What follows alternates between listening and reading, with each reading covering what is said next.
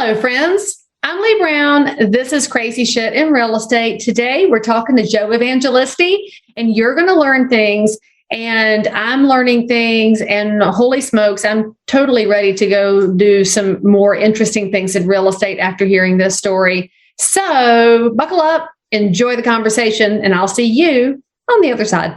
You're listening to Crazy Shit in Real Estate.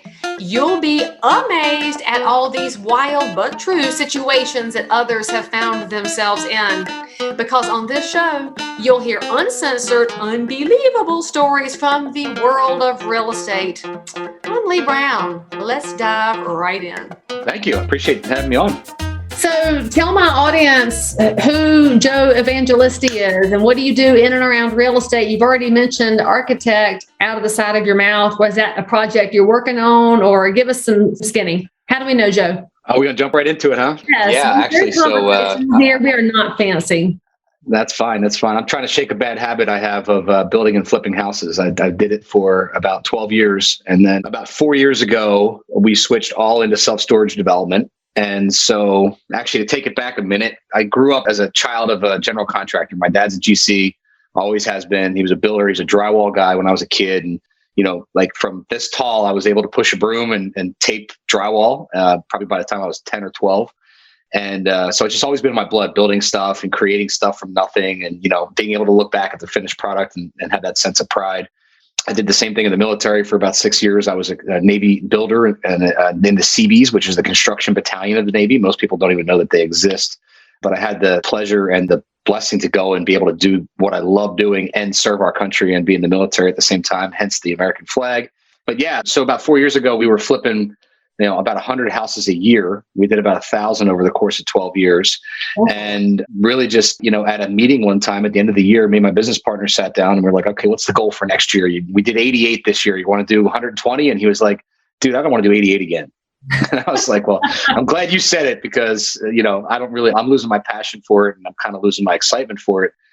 And so we really took a minute to kind of slow down, to speed up and really kind of digest like what we have done and where we wanted to go. And so I started looking for bigger, more scalable assets and, dug around in multifamily. I have friends that are in multifamily at a big level, and I've owned apartment buildings in the past. And, we found that it was super congested and very difficult. Like I'm a bbig believer in the blue ocean strategy. If you're familiar with that, it's like, go where the sharks are not feeding.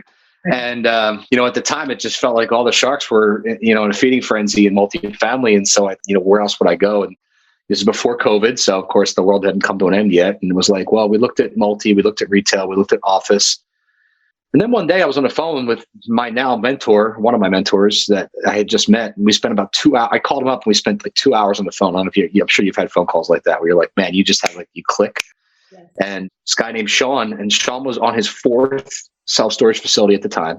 Mm-hmm. And he had the same background that I had. He had built houses in the Hamptons. He had built restaurants. He had built planned unit developments in the Carolinas, built thousands of houses.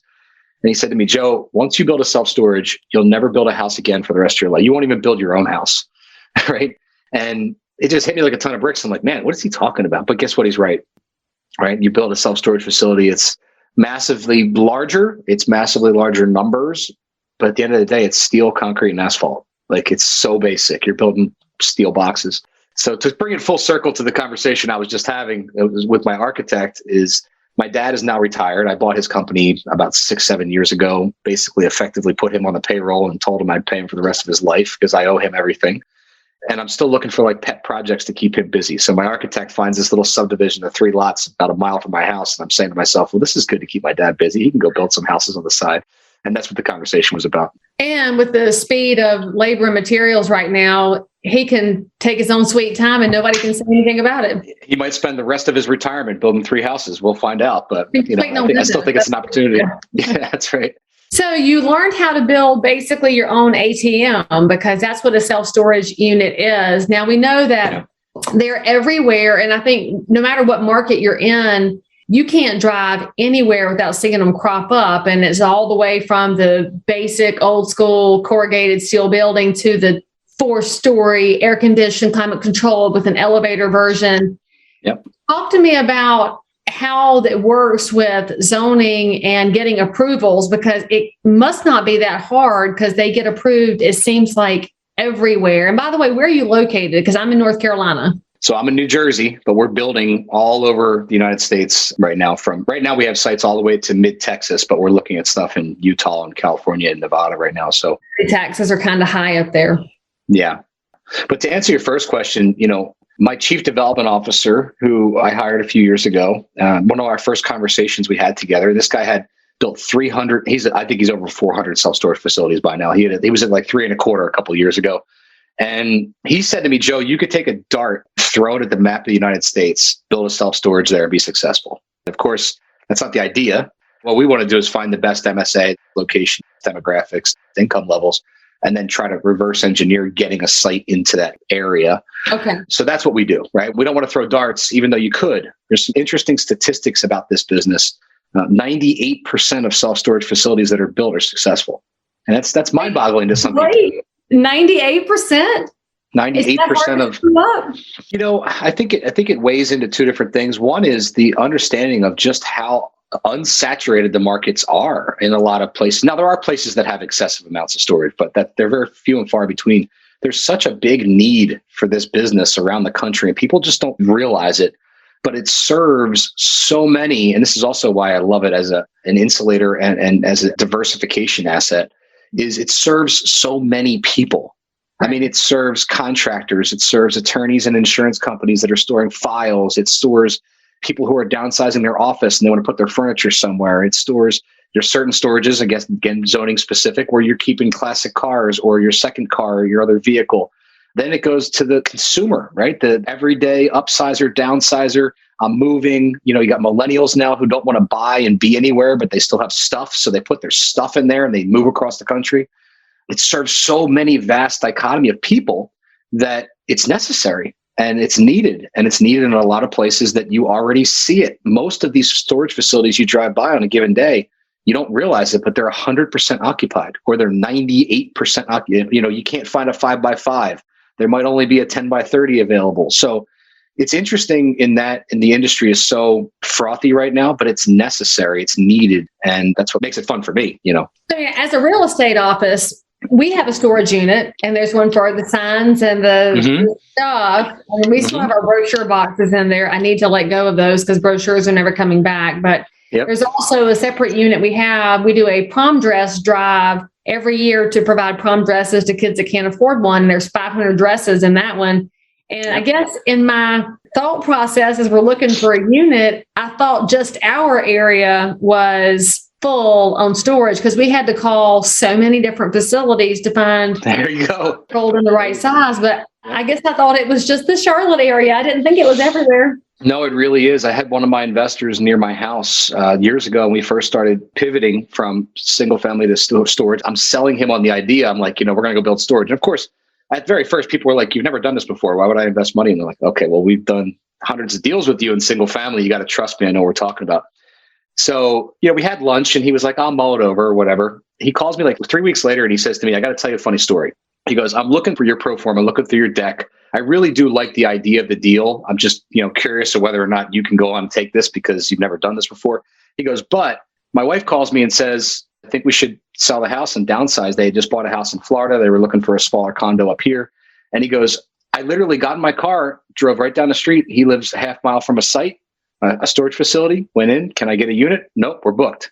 Get in my car, drove again. Can I get a unit? No, we're booked. He goes, I went to 5 facilities within 5 miles of my house and I can't get a unit. He goes, I'm in. So it is really that saturated. It's crazy. As Americans, we just don't let go of our stuff. But you also just gave 2 other great examples of why people would put stuff in storage, right? Yeah. Again, it's all stuff, right? It's not just your sentimental stuff. Like I've got my great grandmother's furniture right here around me in my dining room, and my kids don't want it. And so when I downsize one day, I'm not getting rid of it. It's going to You're not going to get rid of it. And then I'm going to be dead. And I guess it'll wind up on Storage Wars, which frankly is one of my favorite TV shows ever. And I do have to go down that rabbit hole. Has that changed how people look at storage units? Because I know that a friend of mine owns one locally, and he said after that show started several years ago, suddenly the auctions became the hip and cool thing to do. But drove him crazy because it was kind of the dumb people who showed up to bid on it. But that's the discussion. And so, Yeah. tell us about that side of things, and how often do storage facilities have to auction off a unit because the person vanishes? Because if they're that full, how much of them are producing and how many need to be auctioned off? Well, so I'll start off by saying I'm always good at not knowing what I don't know, and I don't really speak to things I don't know very well. We're pure developers, right? I'm building self-storage and I'm handing it off. No, I watch the show. But what I'm saying is I don't have any personal experience with that because our management companies would do that. However, now I'm sad. I want the good stuff. That being said, I think it's fairly rare that happens, because the thing about self-storage is really interesting with tenancy is, and it's what's different than residential, is let's say you're spending $85 a month to put your stuff in storage. The next month you go to show up and you didn't pay your bill. You can't get through the gate.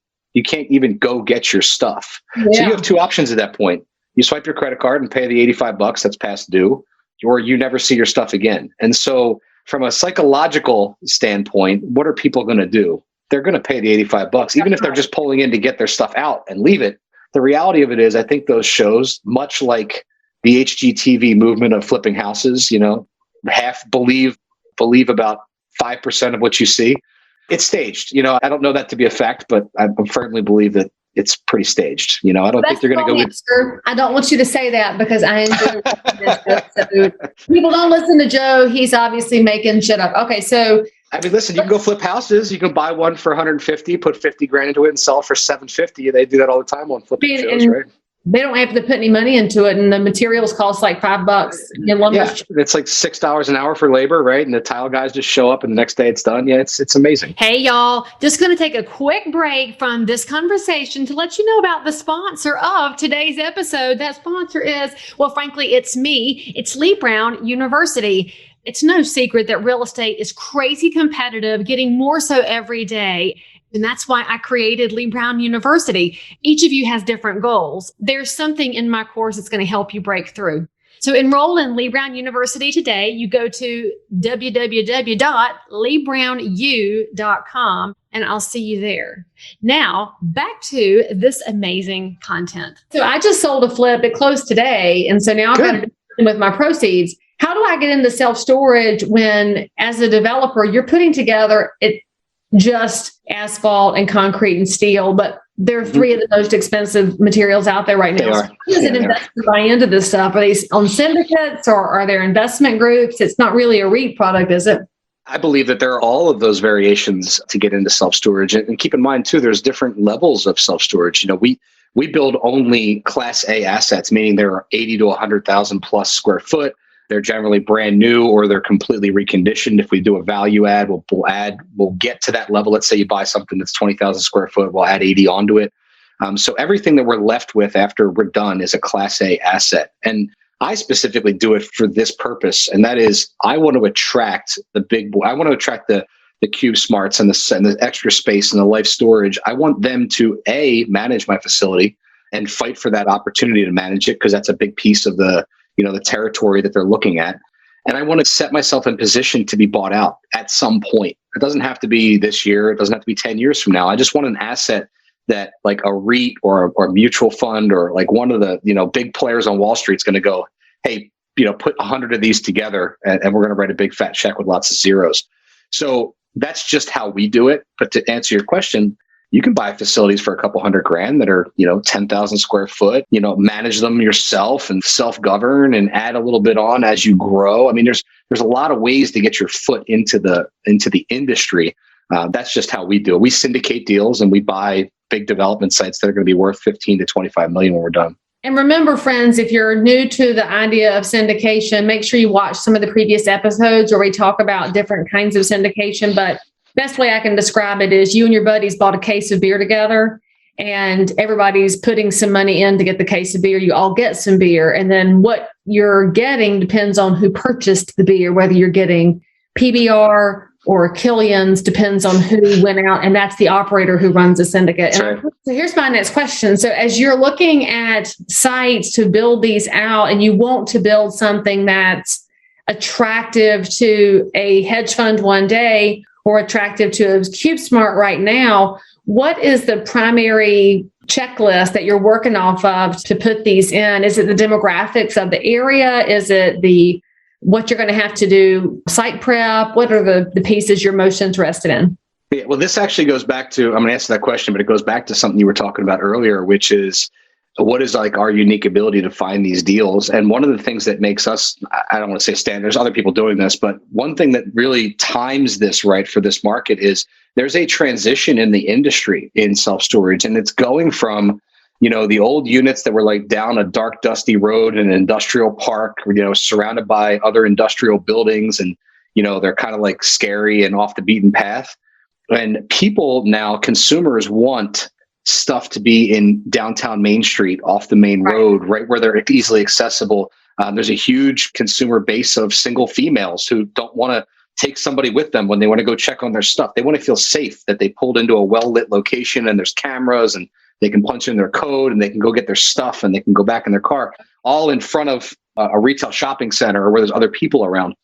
And so what's great about that is there's also on the other side of things, there's, I'm going to say great, and it stinks for them, but it's great for us, is big box is dying. Your circuit cities aren't coming back. You got Sears and Kmart. And so what happens is we have these 100,000 square foot boxes that are sitting empty, generally in downtown Main Street, USA. And so even though they might not be properly zoned for that, it's becoming more and more of a great story to sell to a zoning board or a municipality that, hey, would you rather have this big vacant box in the middle of downtown, or would you rather be converted into a self-storage? If there's less traffic, there's less parking, there's less of a lot of things. And I'm not really abusing the area as much as like a Kmart would as far as traffic and lights and traffic plans and all that. But I can turn it into a viable asset again, and nobody has to stare at an empty building. And so those two things colliding is really transitioning the industry as we're watching it happen. I had no idea you could convert big box space into self-storage. And I guess because I haven't seen it here and we get very tunnel vision into what we see in our own marketplaces. Yeah. What is the cost of conversion ish? Because you don't have to do a lot, basically just dropping in some walls. You don't have to go back in and do water and sewer and insulation and all that unless you're doing climate controlled units. I mean, mine are climate controlled, but they're not insulated. Yeah. Now it's going to vary greatly based on what asset you're buying and what the combination of things are happening. Like we're doing a 21-acre site in upstate New York right now, but it's not just self-storage. We're taking a 100,000 square foot building. One of your biggest cost factors is your roof when you're looking at a big box, because your roof could cost you a fortune. So in that particular project, it's a 100,000 square foot building that we bought and we paid $2 million for it. It just had a $1.4 million roof put on top of it before we bought it, because the prior buyer was trying to stabilize it and flip it to like an industrial, logistics company, and the deal fell apart. So here I am with a 21-acre site, 100,000 square foot structurally sound building, and a $1.4 million roof on top of it before I get started. But the reason I'm kind of running around your question is, in that site, I have triple net lease pad sites available. I'm converting half of it to retail. I'm adding garages out here. So yeah, the cost is way, way less, obviously, if you have an existing structure, but it really depends on your plan, what you're going to do with it, on the outcome of what it's going to be worth and what it costs you to do. And by the way, friends, whether it's commercial property or residential, your two biggest expense items every single time are your foundation and your roof. And that's why you see so many multi-story buildings and two-story houses. You can get more space under those expensive item number one and on top of expensive item number two. So just remember that as you're like working through numbers in your head. So now, since you talked about that conversion piece, I have to ask a question that's starting to happen in the periphery of creative real estate, because obviously the markets shift, consumer behavior shifts, and there's a shortage of residential housing. We know that in a lot of areas, there have been people who will squat in their self-storage units, whether it's temporarily or not, because they've got nowhere else to go. Do you ever see a future coming where a facility that is currently storage turns into like a little tiny mini apartment kind of a complex? Because I don't think it's a far stretch when you look at container houses and the things that are happening just where people are squeezing into a room. Yeah, you're not far off. I mean, there's a lot of, in fact, I had a meeting 2 weeks ago with my team talking about like what's the next 3 to 5 years as far as diversification of storage. Like when I think about self-storage, it's the concrete box, but there's all these little layers underneath of it. And, we haven't talked about apartments, but what we have talked about is the mix of retail component with or office with storage. Another huge factor right now in American culture is that the RV, boat, and like adult toy industry, your jet skis and your quads and your those big razor things with the 4-seater roof. But so they expect that market to go up by 75% in the next 2 to 3 years. Really? And so a big component is outdoor RV storage, indoor RV storage in certain areas. There's my partner up in Colorado does these massive, he calls them XXL units. They're basically like 15 foot wide and 45 feet deep. So you could pull a full size RV into the unit and then they're heated. So what happens is you're paying a premium for that service. But guess what? If you're going to go every weekend for a drive for 3 days, you pull in, your stuff is in there, you can keep food, whatever you want in the RV ready to roll. You don't have to spend all that time de-winterizing it or whatever you do to an RV. It's just sitting there parking ready to go for you. So there's a lot of that type of dollars for the RV. So they probably are glad to pay for sheltered cover for it. Mm-hmm. I never thought about 75%, but now it makes sense because our generation, you're obviously in the medium years like me, our people now have the disposable income to buy toys, but may live in a community where you have covenants and restrictions against parking it, but you still want it. Well, and travel restrictions, right? If you have disposable income and you were going to go spend whatever amount of money on a vacation, and now it's been 3 years and you haven't flown anywhere, well, people are getting cramped up. They're like, I need to get on the road. So this RV thing is becoming a craze, and it's big time affecting our situation as well. Which would also mean you could probably create some kind of a partnership with these. They're not Airbnbs, but they're the short-term RV companies. There's like 4 different websites where you can rent an RV for 3 days. There's probably a whole nother subsidiary business there for you, Joe. I'm just saying you should totally. Very much. Yep. All right. So obviously I'm very interested in this because I just money burning a hole in my pocket. I need to go invest in something. But the story of the show is crazy shit in real estate, not what should leave around for money. So I'd love to know, I know you came through the show and probably totally ready to tell us the craziest thing you've encountered. It could have been in your flipping days. There's always stories in flipping world. It could be in your self-storage days that when you are handed a glass of bourbon, you're like, y'all are never going to believe this. What's that story? That's pretty funny. The story that always comes to mind for me is, throughout the course of our time doing business, we did houses from 150 grand to 1.5 million, right? And at the same time, because in South Jersey, this is a historic area. There are houses that are 150 years old all the way to stuff that's 15 years old. And so when you're flipping, you really have to have your hand in all different range. You can't just pick and say, I'm going to do a planned unit community and they're all going to be 300 grand a piece. It just doesn't work that way.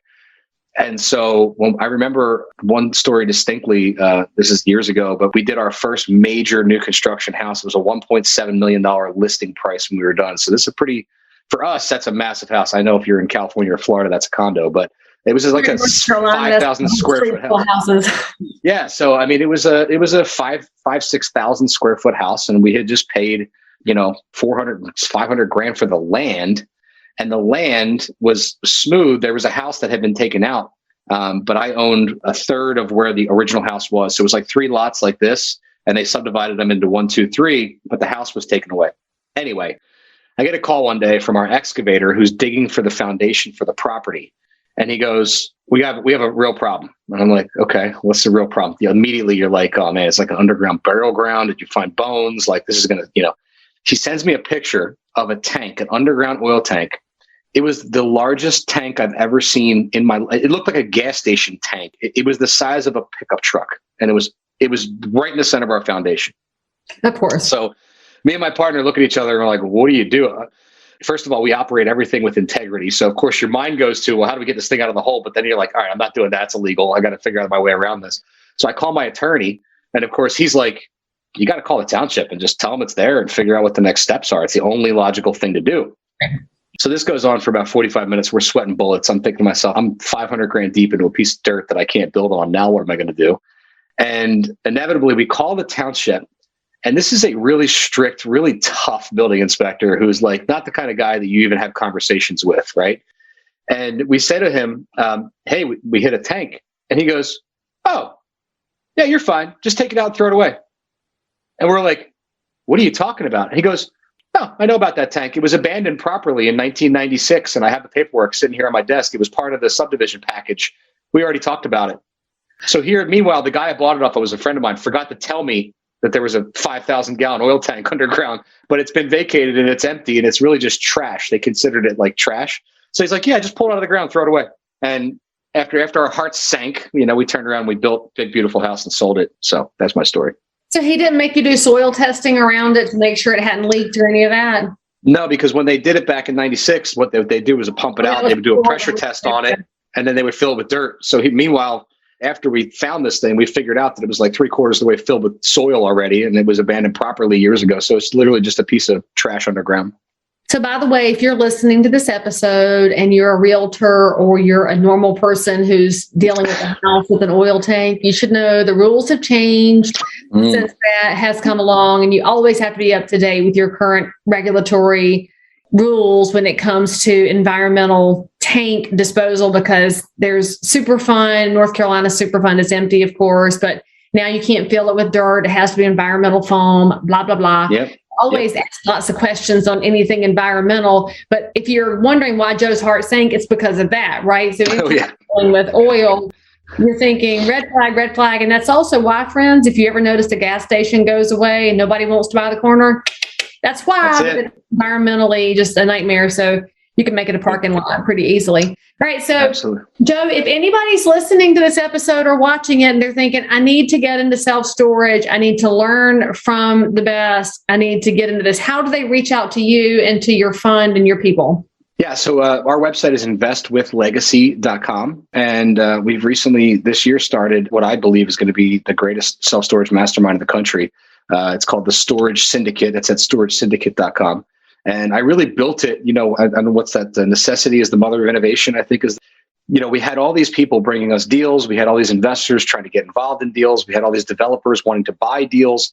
So I put them under one roof and we call it the Storage Syndicate. And it's really meant for people just to do more business together, to have the resources to, who do I design it from? Here's the architect. How do I get commercial lending? Here's the lender. How do I buy deals? Here's shovel-ready storage. We'll be able to actually physically build and help folks get involved, whether they're just accredited investors or whether they want to bird dog deals and earn equity, or whether they're seasoned developers and they're just looking to access for more deals. And so it's been amazing. It's been a lot of fun to see the growth inside of there. Well, all of those links are in the show notes for this episode. So you can go find the website, log in, learn some information, see if you're qualified to join the Storage Syndicate, and connect with Joe on social networks. Joe, thank you for coming on the show and giving us a lot of deep dive information into this really interesting space.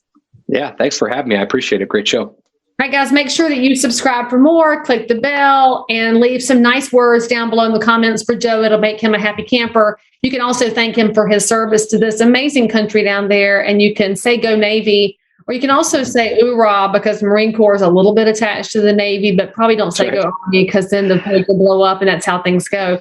And most importantly, make sure you come back to the show in the future, because there's always going to be something new on Crazy Shit. And I'll see you next time. As always, I'm so super thrilled that you joined in for more Crazy Shit. And if you're a realtor, investor, inspector, lender, or just a regular human being who happens to have an unbelievable story that you need to tell the world about, or frankly, you just need to one-up the story you just heard, then make sure to DM me on Instagram at Leigh Thomas Brown, or tweet me at Leigh Brown, or frankly, any social network where you hang out. I'm there.